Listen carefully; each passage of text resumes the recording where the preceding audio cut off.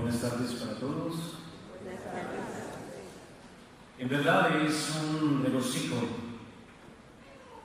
cada oportunidad que tenemos de reunirnos en la misma fe y en el mismo espíritu para celebrar y glorificar juntos el nombre de Dios y todas las obras que Él ha hecho a través de la historia.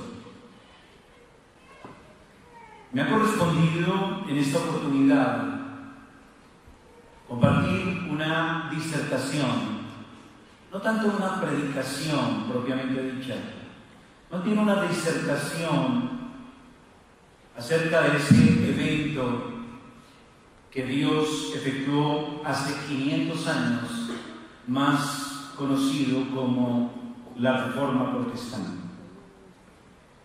Alguien escribió lo siguiente, abro comillas: el siglo XVI fue un siglo notable. Fue el siglo de Rafael, de Miguel Ángel, de Shakespeare. Fue también el siglo de Erasmo de Rotterdam, de Copérnico y Galileo, de Martín Lutero y Calvino. Pero todas las figuras que engrandecen este siglo, ninguna dejó un legado tan perdurable como la de Juan Calvino. Cierro conmigo.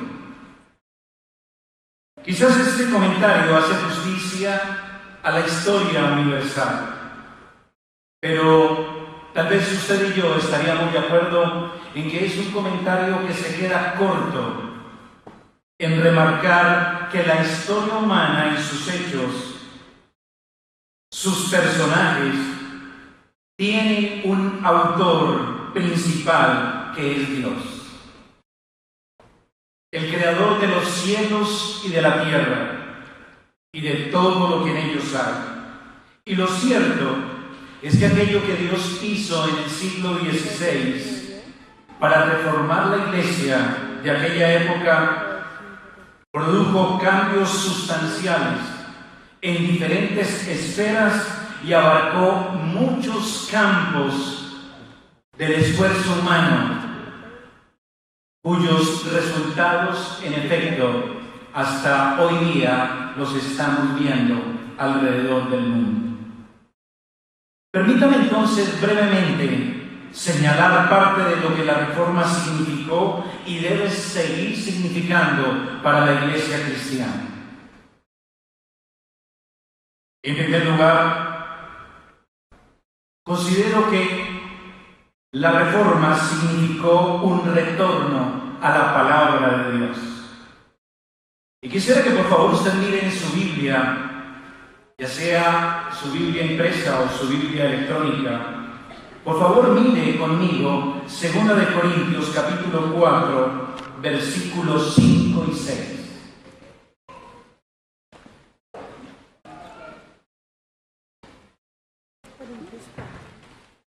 Segunda Corintios capítulo 4, versos 5 y 6. Dice así la palabra del Señor: porque no nos predicamos a nosotros mismos, sino a Jesucristo como Señor, y a nosotros como vuestros siervos por amor de Jesús. Porque Dios, que mandó de las tinieblas resplandeciese la luz, es el que resplandeció en nuestros corazones para iluminación del conocimiento de la gloria de Dios en la faz de Jesucristo. Notamos a la luz de este texto cómo la palabra es un protagonista importante en aquello que tiene que ver con alumbrar el corazón humano que se encontraba en tinieblas. La palabra de Dios hace 500 años, como hoy, sigue siendo el instrumento por excelencia a través del cual somos traídos a la luz para el conocimiento de la gloria de Dios. Recordemos que en la época de la Reforma, muchas tinieblas, por decirlo así, habían opacado la verdad del Evangelio de la gracia de Dios. Durante siglos, esas verdades fueron totalmente ignoradas, pero la verdad del Evangelio hace 500 años desplazó esas tinieblas con el resplandor de la luz del Evangelio, de la gloria de Cristo, quien es la imagen de Dios, dice el versículo 4 de este contexto. Así que hablar de la Reforma es hablar de un retorno a la palabra de Dios, porque es la palabra de Dios la que posee ese poder resplandeciente del Evangelio, de la gracia de Dios en Jesucristo, y es lo único que puede iluminar en todos los tiempos el corazón entenebrecido del hombre que está caído en sus delitos y pecados. Mi punto no me permite hablar detalladamente de la regeneración, pero sí me permite remarcar que la Biblia, la palabra de Dios, es necesaria e irreemplazable en todo tiempo para llevar al hombre muerto en su pecado a la luz y la vida que la muerte le arrebató al ser humano por la caída. Rescatar al hombre de las tinieblas es un acto divino y es un acto que Dios ha querido realizarlo, operarlo a través de su palabra, en virtud de su inescrutable gracia en Jesucristo. Ese es el enfoque bíblico que la Reforma cristalizó en un lema que ustedes conocen, que es sola Escritura. Porque es la Escritura también necesaria para que el hombre ya regenerado e iluminado espiritualmente pueda conocer más y más plenamente a su Dios y cuál es su propósito para con Él que le ha rescatado. Eso me lleva a mi segundo punto, y es que la Reforma no es solo un retorno a las Escrituras, sino que es un retorno al verdadero conocimiento de Dios. La Reforma significó un retorno a conocer a Dios tal cual como Él es y se revela en la palabra. La palabra es donde Dios se revela salvíficamente al hombre, como acabamos de verlo, y además es donde el hombre rescatado de las tinieblas del pecado puede ver y conocer de una manera más nítida, más clara, la majestad de Dios. Es en la palabra donde se nos devela a Dios como un ser trascendente, lleno de majestad gloriosa, que conduce todas las cosas soberanamente en el universo, así como también Él es la fuente y el origen de todo lo que existe. Eso es lo que nos revela la Escritura acerca de Dios. Y viene quizás a nuestra mente un pasaje muy familiar a nosotros, que es Romanos 11:36, porque de Él y por Él y para Él son todas las cosas, a Él sea la gloria por los siglos. Amén. Este enfoque bíblico, los reformadores hace 500 años, de ver a Dios como está expresado aquí en Romanos capítulo 11, como la fuente, el origen, el sustentador de todas las cosas, fue algo que los reformadores absorbieron y desarrollaron con la acertada convicción de que, siendo Dios todo lo que Él es según como se ha revelado en las Sagradas Escrituras, entonces este Dios es el que determina todo lo que el hombre debe entender y concebir como su sentido de ser, de existir y su propósito en esta vida. Los reformadores en consecuencia entendieron que la doctrina bíblica empieza, se centra y termina con una visión muy clara de la majestad y la gloria de Dios. Ahora bien, el texto en su contexto, me refiero a Romanos 11, tiene mucho que decirnos acerca de la soberanía de Dios y su operación en la salvación de los pecadores. No obstante, permítame remarcar un punto que se infiere también del texto. El texto nos dice que todo es de Él, por Él y para Él. Así que inferimos que Dios no existe por causa de la creación, sino que más bien es al contrario. Más bien la creación existe por causa de Dios. Y por eso existe no para sí misma, sino para su gloria. Y esta creación tiene como corona al ser humano, el único creado a imagen y semejanza de Dios, y en consecuencia es responsable de alcanzar el propósito divino, es decir, vivir para la gloria de Dios siempre. Y esto precisamente me lleva a mi último punto.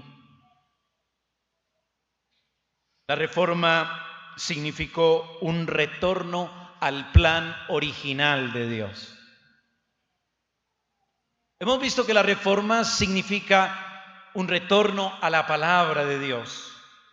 Hemos visto que la Reforma tiene un significado de retornar al conocimiento de Dios. Y en tercer lugar, es un retorno al plan original de Dios, el enfoque reformado y su significado.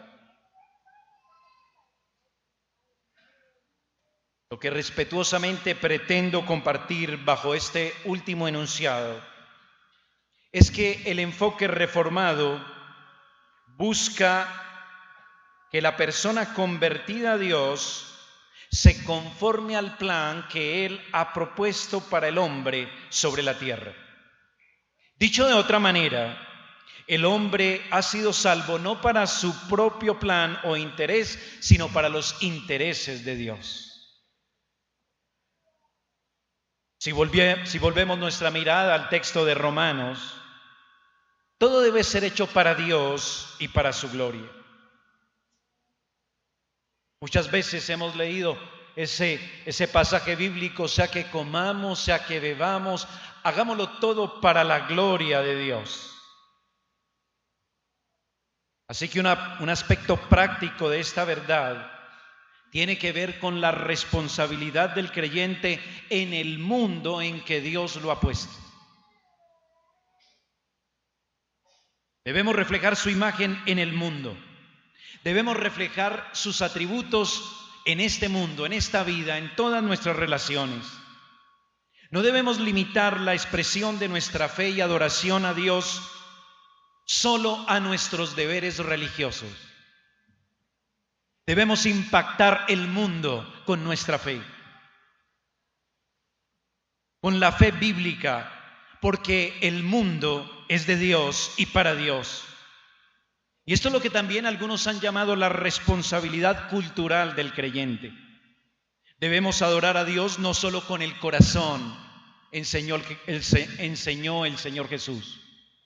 Debemos amarle no solo con el corazón, sino con nuestra mente, con todas nuestras fuerzas. Así que nuestro intelecto debe estar al servicio de Dios. Nuestra fuerza y nuestra capacidad también debe estar al servicio de Dios. Y en la medida en que lo hagamos, podremos ser verdaderamente luz y sal en este mundo. Debemos operar en el mundo con los principios y valores del reino de Dios.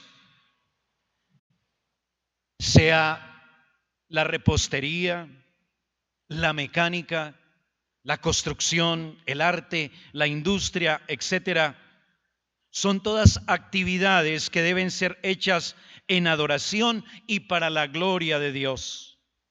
Solo así cumpliremos con el propósito original de Dios de sojuzgar la tierra como portadores de su imagen. Así que hemos considerado 3 enfoques reformados. 3 cosas que nos han sido dejadas por parte de Dios en este legado de la Reforma Protestante. Volver siempre a la Escritura. Un retorno a la Escritura constantemente. Un volver a conocer a Dios realmente en lo que Él es, su majestad y su gloria, y hacer de su gloria y majestad el centro de nuestra vida, de nuestro entendimiento teológico y de nuestra práctica de nuestra fe. Y también, como lo acabo de decir, es un retorno al propósito original de Dios. Que podamos ser los representantes de Dios en esta tierra. Que con nuestra fe la imagen y la gloria de Dios se exprese y afecte este mundo en todas sus esferas. Permítame concluir con una aplicación. Y para esto quisiera tomar prestado un pensamiento del connotado teólogo reformado Benjamin Warfield. Y a la luz de su pensamiento quiero dejar un desafío en esta oportunidad para todos nosotros, incluyéndome a mí. Y es el siguiente. Si la palabra de Dios no es para nosotros el instrumento único y todo suficiente para encontrar y operar salvación en los escogidos de Dios, y también suficiente para la edificación del que ya ha sido salvado, si además no tenemos un conocimiento de Dios que nos dé el verdadero sentido de nuestra existencia, y si esto no determina nuestro enfoque acerca de esforzarnos por vivir para la gloria de Dios, rindiendo a Él sus derechos en la totalidad de nuestra vida y actividades con sus diversas relaciones, entonces no podemos llamarnos reformados. Pero más aún, no podremos considerarnos creyentes que verdaderamente nos esforcemos por amar a Dios y consagrarnos a Él de la manera correcta y de la manera que Él ha revelado en las Sagradas Escrituras.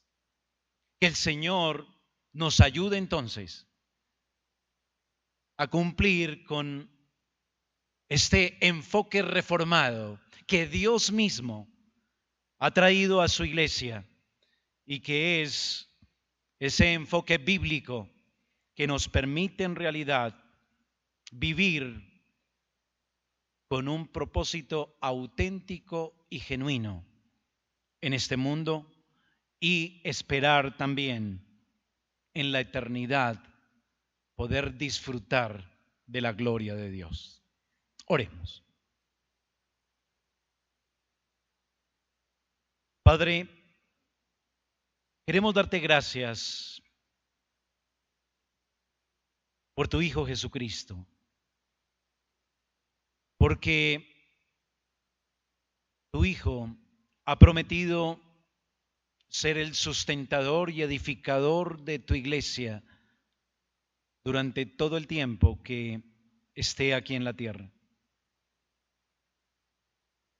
Y Padre, te damos gracias porque tu Hijo ha operado continuamente en la historia de la Iglesia y nos ha permitido ver y entender con mayor claridad tu voluntad y tus propósitos eternos. Señor y Dios, ayúdanos entonces a esforzarnos más y más por andar en esta verdad que tu Hijo Jesucristo nos permite conocer cada vez más ampliamente. En esa verdad que progresivamente tú vas alumbrando en la iglesia a través del tiempo de una manera más clara. Que comprendamos nuestra responsabilidad de tener tanta luz y ayúdanos a vivir en consecuencia. Te lo rogamos, Padre, en los méritos de Cristo. Amén y amén.